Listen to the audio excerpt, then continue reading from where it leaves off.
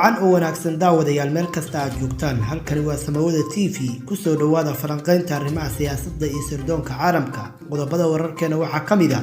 madaxweyne Farmaajo oo ka qayb galay munaasabadda xuska 26 Juun sidoo kale madaxweyne Farmaajo oo maamuus qaran u sameeyay geesiyaashii naftooda u horay xornimada qarannimada iyo midnimada dalkeena madaxweyne Farmaajo oo xariga ka jiray golaha murtida iyo madadaalada qaranka Soomaaliyeed daawadayaal ku soo dhawaada warkii oo faahfaahsan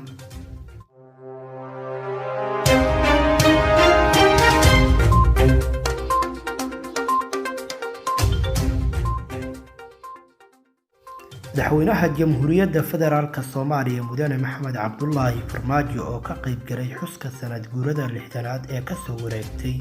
maalintii xorriyadda gobolada waqooyi ee dalka ayaa u hambalyeeyay dhammaan shacabka Soomaaliyeed madaxweynaha oo khudbad ka jeediyay munaasabadda ayaa si qoto dheer u soo bandhigay muhiimadda maalinta 26 Juun oo xusuus weyn u leh shacabka Soomaaliyeed maadaama ay ahayd ilayskii koowaad ee halgankii xornimadoonka iyo maalintii koowaad oo calan Soomaaliyeed laga taag dhul Soomaaliyeed oo xor ah waxaa xusid mudan kaalintii SNL ay ku lahayd halgankii gobonnimadoonka iyo xoreynta gobolada waqooyi oo la mid ahaa doorkii SWL ku lahayd xornimada gobolada koonfureed labada urur waxay lahaayeen xiriir wanaagsan ujeedooyin iyo aragtiyo midaysan ayuu yiri madaxweyne Farmaajo sidoo kale madaxweynaha ayaa tilmaamay in wadahadaladii dhab u heshiisiinta ee ku dhisnaa qalbi furnaanta is-ogolaanshaha walaaltinimada iyo daacadnimada ee ka furmay Jabuuti 14 bishan ay ahaayeen wadahadalo miro dhal ah walaalaheena Somaliland waxaan ka raadinaynaa midnimo geeska Afrika waxa ka bilaabmay iskaashi dhaqaale oo Soomaaliya ay fikirkiisa bilowday walaalkay Muuse Biixi waa nin Soomaali ah waa nin waayo arag ah muddo dheer soo shaqeeyay waana nin da' uu garowsan yahay in aan Somaliland hore u socon karin annaguna aanan u socon karin geesinimadeeda uu leeyahay wuuna bilaabay yuu yiri madaxweyne Farmaajo madaxweyne Farmaajo ayaa sidoo kale kula dardaarmay shacabka Soomaaliyeed in ay dib u milixsadaan sooyaalka wanaagsan ee dalkooda isagoo walaalaha waqooyiga ugu baaqay in ay hormuud u noqdaan midnimada iyo wadajirka ummadda Soomaaliyeed waxaa xaqiiqo ah halganku in uusan marnaba dhammaan midka in horyaal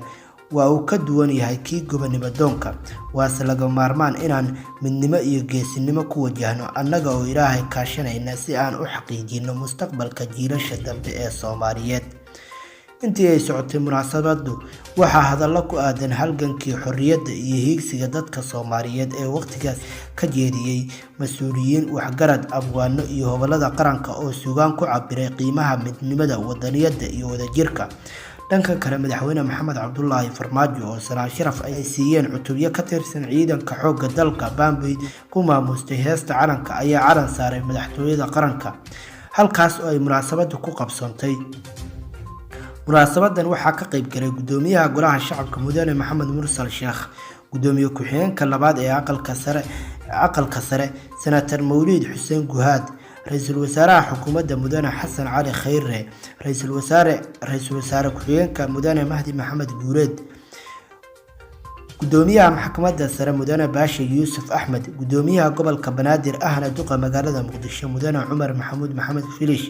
wasiirka warfaafinta ahna gudoomiyaha guddiga qabanqaabada mudane Maxamed Cabdi Xayir Maareeye iyo xubno ka tirsan golayaasha dawladda taliyaasha ciidamada qarabka sida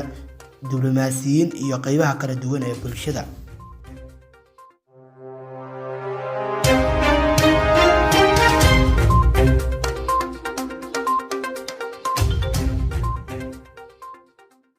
madaxweynaha jamhuuriyadda federaalka Soomaaliya mudane Maxamed Cabdullaahi Farmaajo oo maamuusay halgankii gobonnimadoonka Soomaaliyeed iyo geesiyaashii naftooda u horay xornimada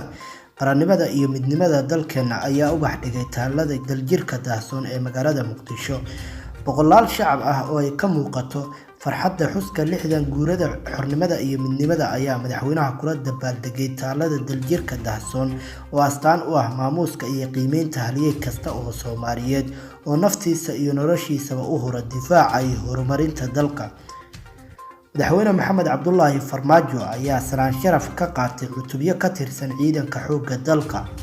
iyada oo ciidamada baambeyda ay ku maamuusayeen heesta calanka iyo astaanta dalkeena. munaasabada ubax dhigga taalada daljirka daahsoon waxaa ka qayb galay gudoomiyaha gobolka Banaadir Mudane Cumar Maxamed Filish iyo ku-xigeenadiisa, wasiirro ka tirsan xukuumadda federaalka Soomaaliya, taliyayaasha ciidamada qarabka sida iyo guddiga heer federaal iyo heer gobol ee xuska 60 guurada xornimada iyo midnimada dalka.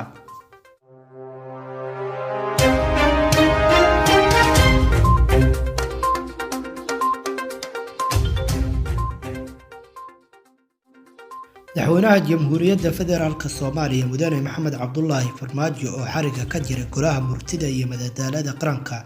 ayaa ku bogaadiyay ganacsatada Soomaaliyeed, rugta ganacsiga iyo shaqaalaha rayidka ah ee dowladda sida ay uga miro dhaliyeen baaqi ku saabsanaa in laga wada qayb qaato ololaha isxilqaan ee dalka dib loogu dhisayo. madaxweynaha oo soo jeediyay in dhalinyarada hormuudka u ah barnaamijka isxilqaan ay noqdaan cidda ugu horeysa ee soo istaaga hadalna ka jeediya masraxa tiyaatarka qaranka ayaa ku ammaanay dhalinyarada Soomaaliyeed sida ay maanta uga go'an tahay in dalku uu la jaanqaado horumarka dalalka kale ee adduunka. dadka qaarkiis ayaa aaminsanaa in aanu ku fashilmayno dhaqangelinta iyo ka miro dhalinta ololaha isxilqaan, iyagoo aaminsanaa in aysan dalkeenu waxba dhisan karin haddii aynaan helin gacan shisheeye. biyo sacabadaada ayaa lagaga dhergaa, wax inagu aynaan qabsan shisheeye inooma qabanayo, ayuu yiri madaxweyne Farmaajo. madaxweynaha jamhuuriyadda ayaa ku adkeeyay hobalada iyo hal-abuurka Soomaaliyeed in ay xoojiyaan doorkooda ku aadan wacyigelinta bulshada iyo u iftiiminta dowladnimada,